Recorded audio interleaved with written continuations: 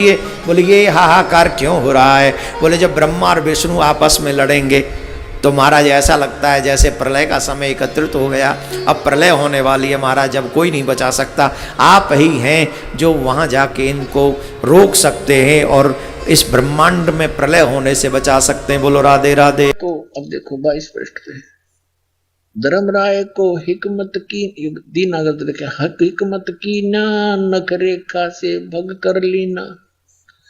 धर्मराय करे भोग विलासा माया को रही तब आशा।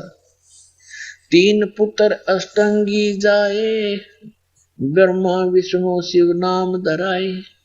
तीन देव विस्तार चलावे इनमें ये जग धोखा खावे। नमस्कार दर्शकों, हमारे चैनल में आपका फिर से स्वागत है। आज हम एक ऐसा सवाल प्रस्तुत करने जा रहे हैं जो हर श्रद्धालु के मन में उठता होगा। सवाल ये है, क्या ब्रह्मा विष्णु महेश की जन्म मृत्यु होती है कि नहीं? क्या ये अविनाशी परमेश्वर है? क्या हमें इनकी आराधना करनी चाहिए या नहीं? आज हमने दो संतों को इनवाइट किया है। एक तरफ है देवकीनंदन जी, दूसरी तरफ है माननीय संतराम जी महाराज। आइए अब जान लेते हैं देवकीनंदन जी के विचार। ब्रह्मा जी ने कहा, अरे कैसे हो तुम?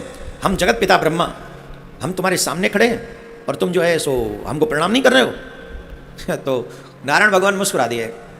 नारायण भगवान बोले, कैसी उल्टी गंगा बहा रहे हो? अरे ब्रह्मा जी, मति भ्रमित हो गई है तुम्हारी। क्यों? बोले तुम जानते नहीं हो, हम नारायण हैं। हमारी नाभि से कमल हुआ और कमल में से तुम्हारा प्राकट्य हुआ है।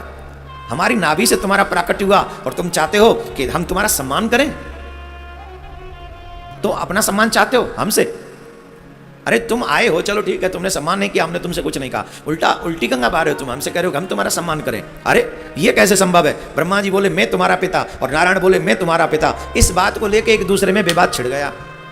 अच्छा एक बात बताओ, ये देवता आपस में लड़ेंगे? क्या इतनी अल्प बुद्धि है इनमें कि जी आपस में लड़ जाएंगे? नहीं, भगवान के शिवलिंग को प्रकट होना था, इसलिए ये लीला ऐसी कर रहे हैं।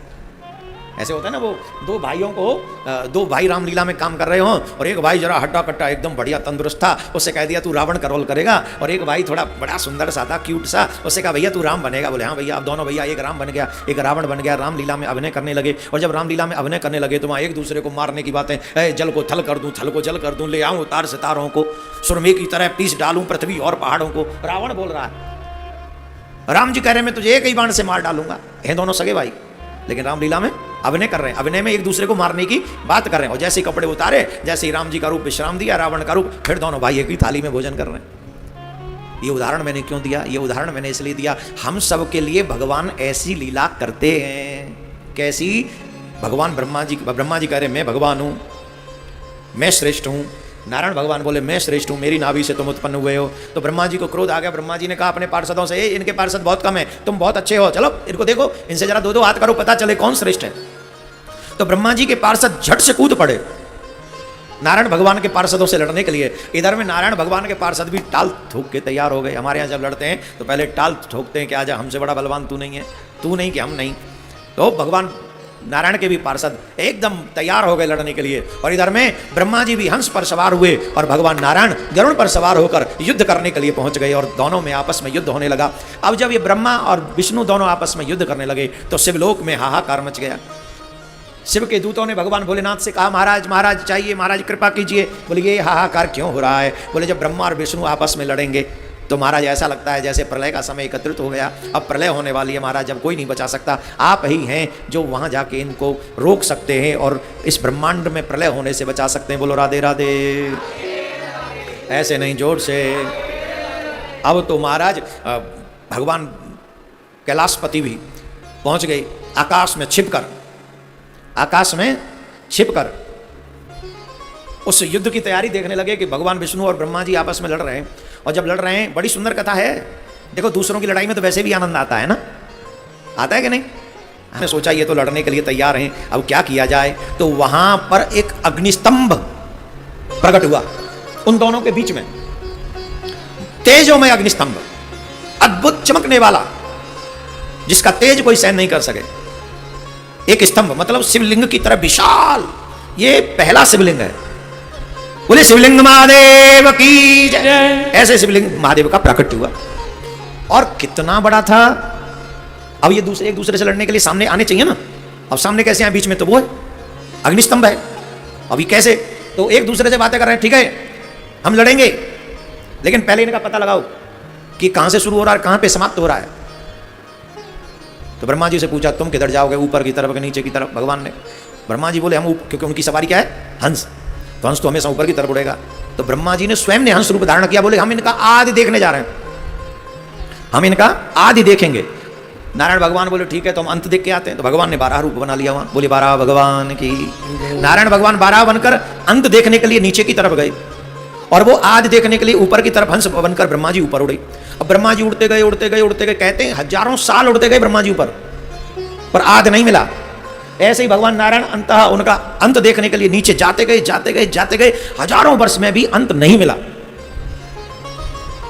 ब्रह्मा जी बोले कितना उड़े, जितना उड़ रहे हैं उतना ही ऊपर, जितना वहां से दिख रहा था उतना यहां से दिख रहा। तो ब्रह्मा जी उदास होकर लौटने लगे। तो भगवान भोलेनाथ आकाश मार्ग से ये सब देख रहे थे, हैं? आकाश मार्ग से भगवान भोलेनाथ ये सब देख रहे थे। तो वो अपने सर पर केतकी का पुष्प धारण करते थे बाबा भोलेनाथ। तो उनके सर से वो केतकी का पुष्प मुकुट से, जटा मुकुट से वो गिर गया। तो जब वो गिर गया तो ब्रह्मा जी भी नीचे की तरफ आ रहे थे, और वो केतकी का पुष्प भी नीचे की तरफ आ रहा था। तो ब्रह्मा जी ने उससे सेटिंग कर ली। बोले तुम नीचे चल रहे हो, बोले हाँ हम भी नीचे ही चल रहे हैं। बोले तुम मुझे जानते हो, बोले नहीं आप बताओ। बोले मैं जगत पिता ब्रह्मा हूँ। बोले अच्छा ब्रह्मा जी प्रणाम करते हैं आपको, हाँ एक बात बताओ तुम हमारी हेल्प करोगे। बोले क्या हेल्प। बोले अब हम नीचे चल रहे हैं, वहाँ हमें विष्णु भगवान मिलेंगे, और विष्णु भगवान मिलेंगे तो हम इस अग्नि स्तंभ का आदि देखने गए थे, मीन्स प्रारंभ। तो सच्चाई तो यह है कि हमें प्रारंभ आदि मिला नहीं है, परंतु जब हम नीचे जाएंगे और विष्णु भगवान मिलेंगे तो वो हमसे पूछेंगे कि तुम्हें मिला, तो हम कह देंगे, क्योंकि जब हम इतना गारंटी से कह सकते हैं जब हमें आदि नहीं मिला तो उन्हें अंत भी नहीं मिला होगा।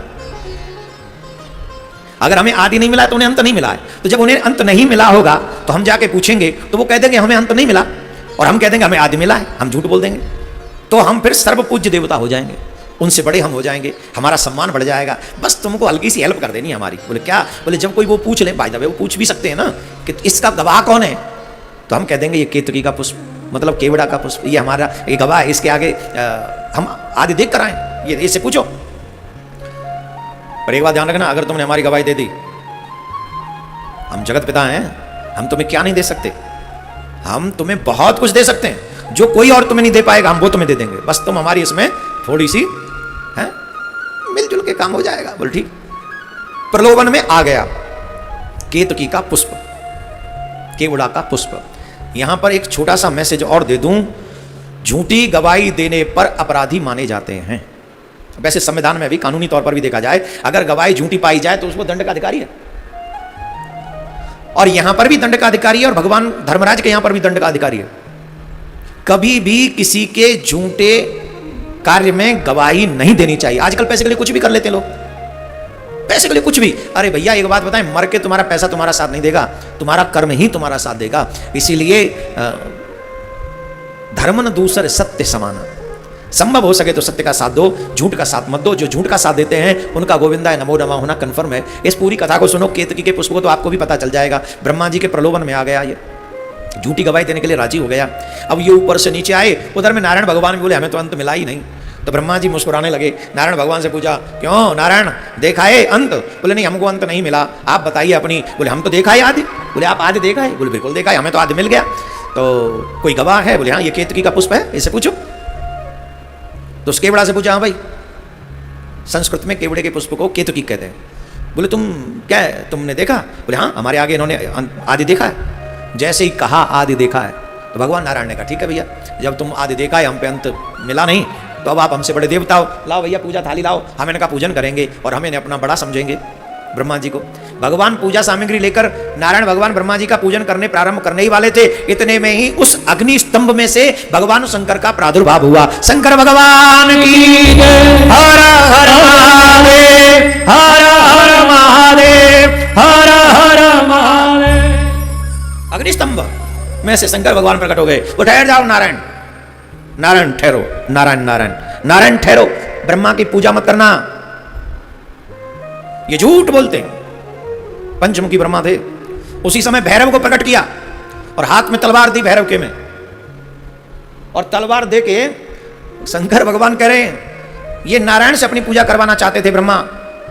लो भैरव तलवार। आइए अब जान लेते हैं माननीय श्री संत रामपाल जी के विचार।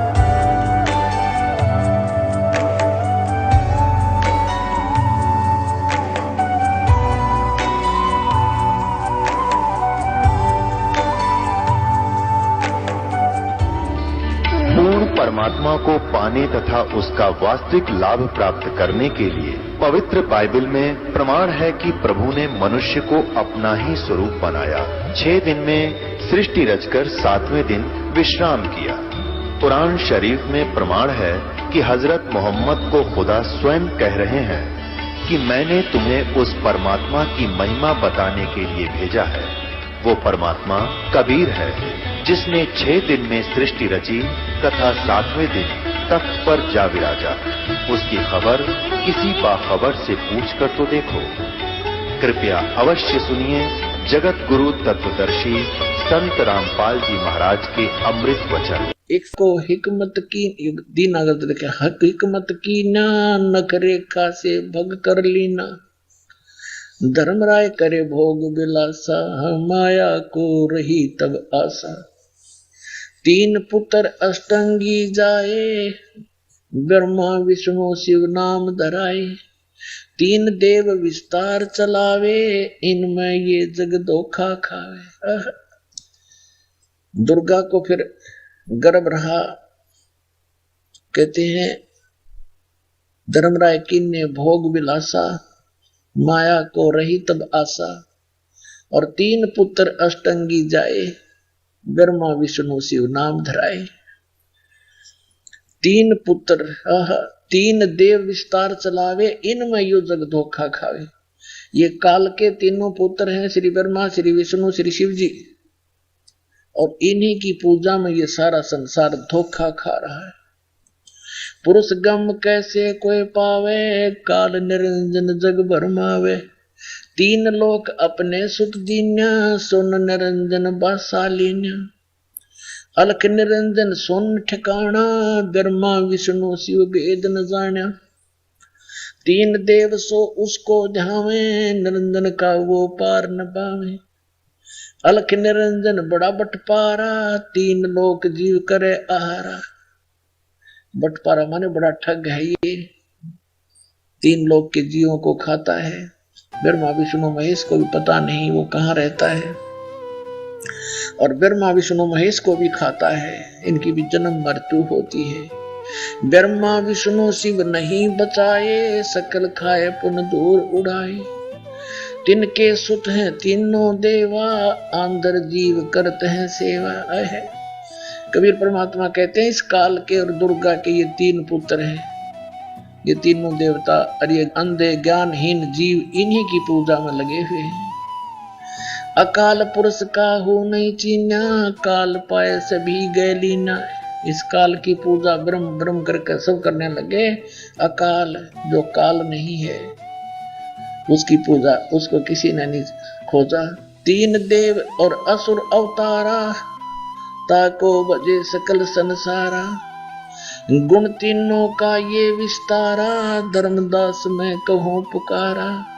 गुण तीनों की भक्ति में ये भूल पड़ो संसारी। कहे कबीर निज नाम बिना कैसे उतरो पार। अपने आत्मा ये ज्ञान परमात्मा ने कबीर परमेश्वर जी ने 600 वर्ष पूर्व हमें दिया था। उसने हमारे गले नहीं उतरने दिया इन अज्ञानी ऋषि में ऋषियों ने ये कहकर के कबीर तो अज्ञानी है ये अक्सर ज्ञान नहीं रखता। ये क्या जाने वेदों और पुराणों के बारे में ये सब झूठ बोलता है।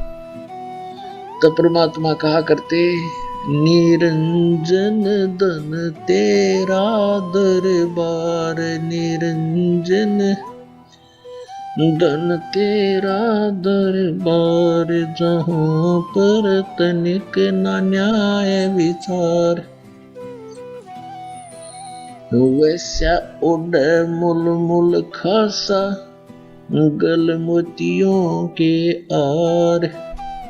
वैसा उड़ मुल मुल खासा गलहोतियों के आर। पतिव्रता को मिले न खादी, ये सूखा निरस आहार निर्जन। धन तेरा दरबार निरंजन,